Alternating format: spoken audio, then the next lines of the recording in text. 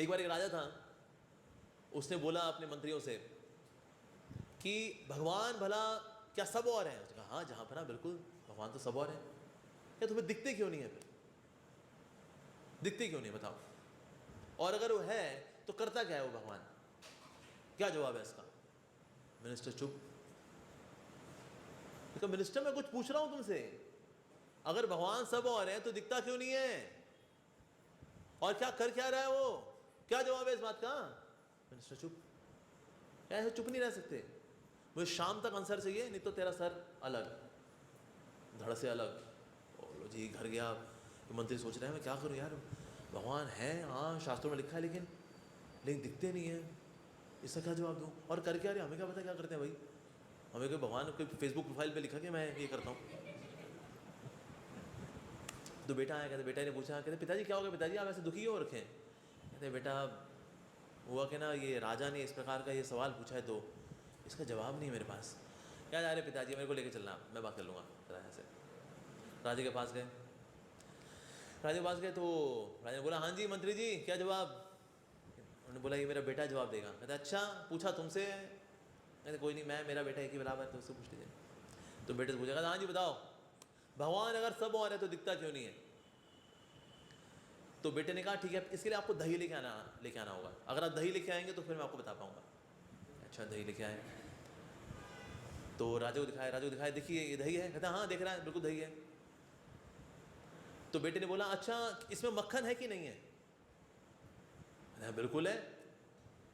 तो बेटे ने बोला कि ना आप इसमें मक्खन दिखा दो, मैं आपको भगवान दिखाऊंगा। कहता अरे ऐसे क्या है, मक्खन इसमें है बेटा, इसको मथेंगे ना, मथेंगे तो फिर इसमें से मक्खन निकल आएगा।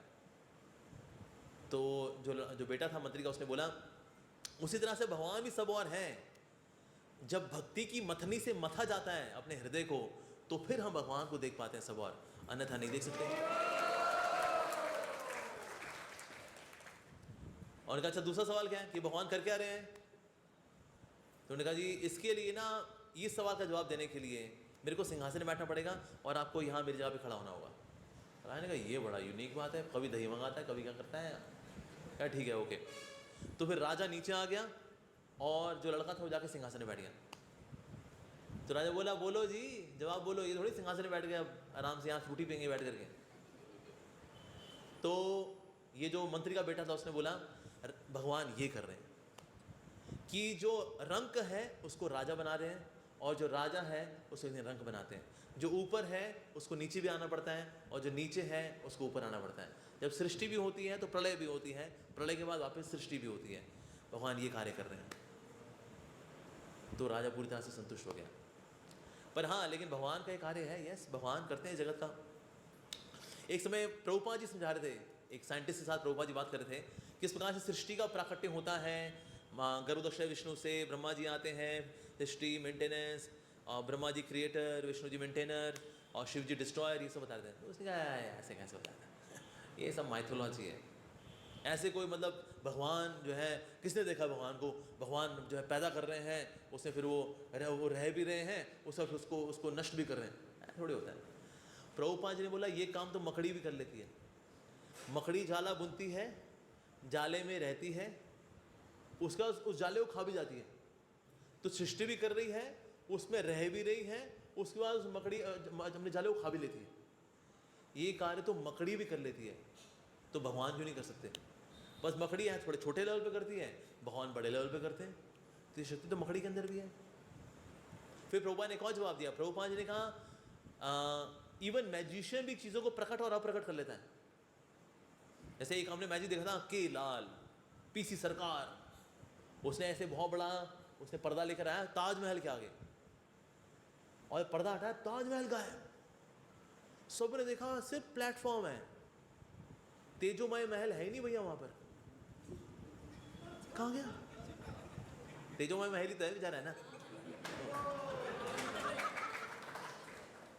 वो तो धुल गया बेचारा, क्या करें, मकबरा बना दिया उसको, कब्रिस्तान बना दिया। और हैरानी की बात है लोग कब्रिस्तान देखने के लिए आ रहे हैं सालों साल, टूरिस्ट अट्रैक्शन कब्रिस्तान।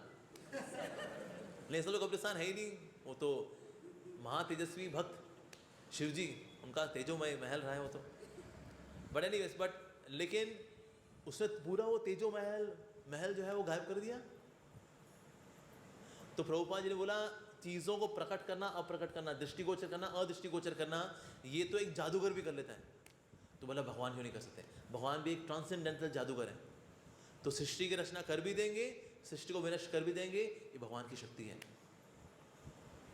अच्छा, भगवान ने बोला ये सृष्टि बनाई क्यों? बोला ये सृष्टि भगवान ने बनाई ताकि हम लोग अल्टीमेटली भगवान के पास वापस आ सके।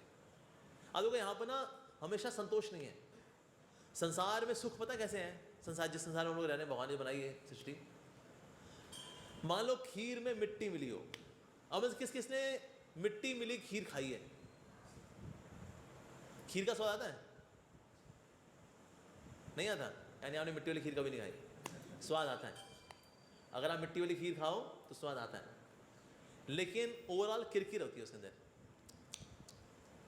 तुम क्या करते हैं फिर? ये करते हैं, राइट? तो संसार यही है। संसार जो है वो खीर है जिसमें मिट्टी मिली हुई है। तो यहाँ मज़ा आता है? आता है। अगर यहाँ मज़ा बिल्कुल ना हो तो इस कथा के अंदर यहाँ करीब 5-10 हज़ार लोग बैठे, पूरा भोपाल बैठा होता है, जगत में कुछ नहीं है, चलो राधा गोविंद जी के पास। ये सारा भोपाल अभी यहाँ पे नहीं, गोपाल के पास। क्यों?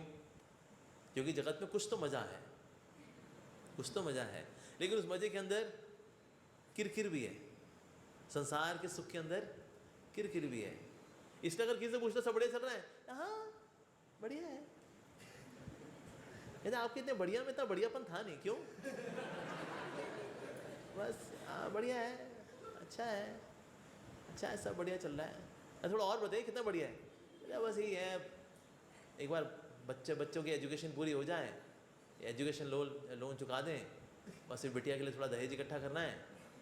बड़ी बिटिया की शादी हुई, उसे इन लॉज बड़े ख़राब निकले उसके, तो वो आजकल घर बैठी हुई है आजकल, और बेटा है वो फेल हो जा रहा है बार बार, और पत्नी ये जो है अक्सर बीमार रहती है वो, और बाकी बिजनेस है आजकल ये कोविड के बाद सब पंचर हो गया, और बाकी सब ठीक ही चल रहा है।